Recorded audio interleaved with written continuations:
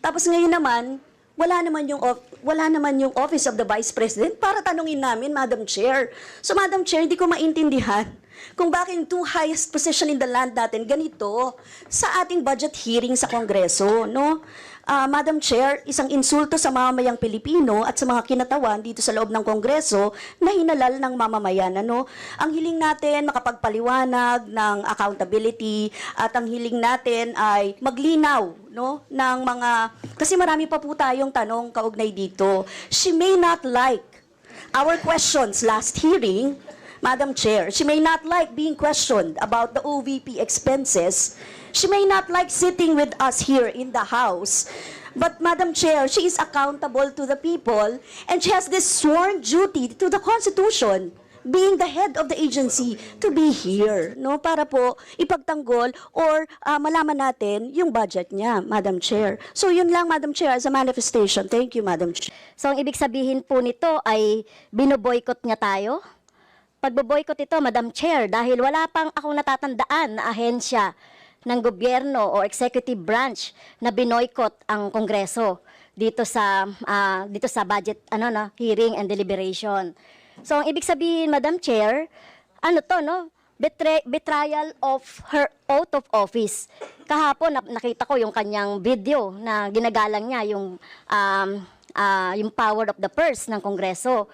Alam niya na tayo po yung nag-allocate or nagbabudget or nag-approve ng budget ng lahat ng ahensya. So dahil pinapaubaya niya na sa atin ito, na hindi niya man lang i-defend, kasi ang laki-laki nung, Madam Chair, yung budget for socio-economic program delivery, socio-economic projects and stakeholder, ang ibig sabihin ba niyan, inaabandona niya na yung pinaplano niya siguro na ng mga constituents niya, nabibigyan niya nitong mga programs na ito. So, Madam Chair, so, ang problema dito, no, talagang bratinela to the max, no, na ayaw na ngang matanong, no, umiiwas sa mga tanong, at eto pa, no, kapag gusto nating tanungin, hindi uma-attend doon sa kaya talagang Madam Chair, siguro later on, kung ano yung, later on na lang po, Madam Chair, yung aking magiging pasya, no, dito sa magiging budget at recommendation sa budget ng OBP. So, pasensya na po ang taong bayan, binoykot tayo ng Vice President.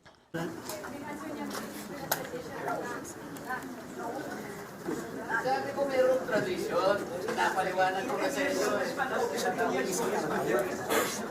tinatawag ko,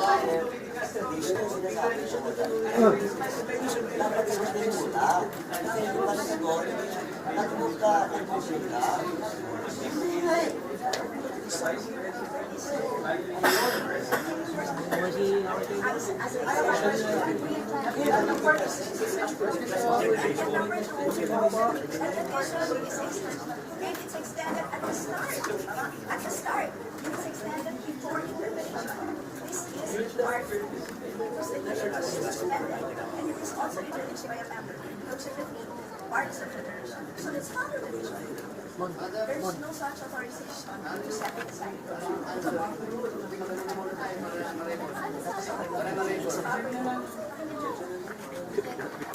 Ito, di nakarecord eh. Kami nakarecord. Ikaw? Nakarecord tayo pero nag-cut.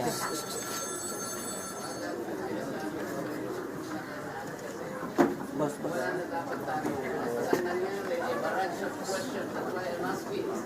bakit natin ginawa yun earlier? Are we not already respecting information? Hindi natin nagtatanong kasi. Hindi natin disrespect to the office of the President, Vice President. This question never happened before.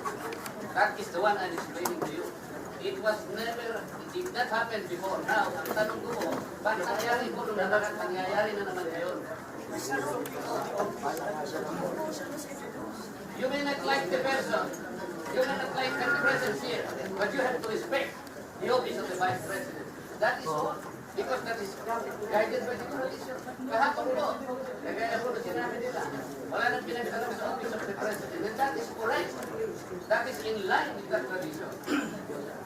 Ayun po, kung ang tinatanong ko ngayon, are we discarding the tradition? And is this committee authorized to discharge a well-kept tradition. O kaya na, then why are we intending to ask questions na naman at pinatawag nyo na naman kung sino-sino dito? That is why, kung hindi po kayo makakasagot, madam, ang tinanong ko na sa inyo, I am now moving. Oh. Eh, prati-pratinela pa. Dahil po kayo nakakita ng gano'n. This did not happen anytime. Pagpaglabing, pikas taon ko na po ito. Alam nyo, Madam Stella, I was already here when the Vice President was not in Picasso. When the Vice President was Pinay. When the Vice President... But you were also here in the last hearing. No motion was introduced. Yun na nga, kasi question na kagad eh. Wala man lang... We can read the records. We did not take it. Sana kayo, nag-motion sila yun. But yes.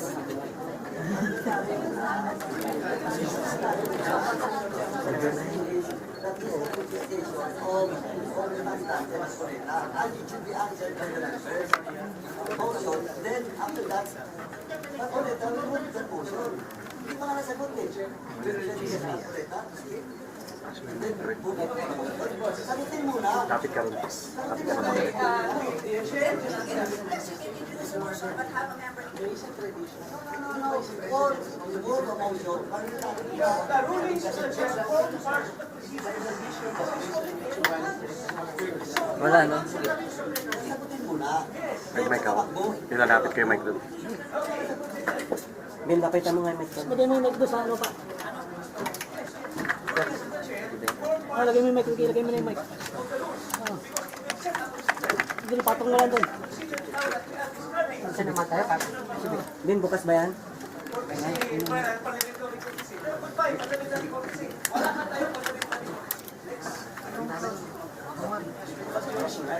Tapos mo lang doon konti. Doon kayo, balik mong kalon. Chairman ang sinatanong kung pira naman natin. Bilis. Patong mo lang doon sa gitna. Pero sasagot, question is addressed to the chair. Why would the members answer that? No, we don't have the... No, Oo naman yung sinasasagot. Ben, tabi dyan. why the chairman only speak? Di ba, wait na lang salita? We are also members just the same. Kasi alam mo yun. Alam mo yun. Can the vice chair cannot answer your query if he has the answer? Pwede. Usapan natin, ang chairman ang sasagot. No. Not only the chairman. Magsasalita ng ganito. Eh, bakit? Ay, okay. Kaya naman ito, record. Pwede mo salita yun, di ba? Pwede chairman lang. Di ba? Diba? Pwede rin dati. Ang parliamentary procedure in the House that the members can speak. Pwede.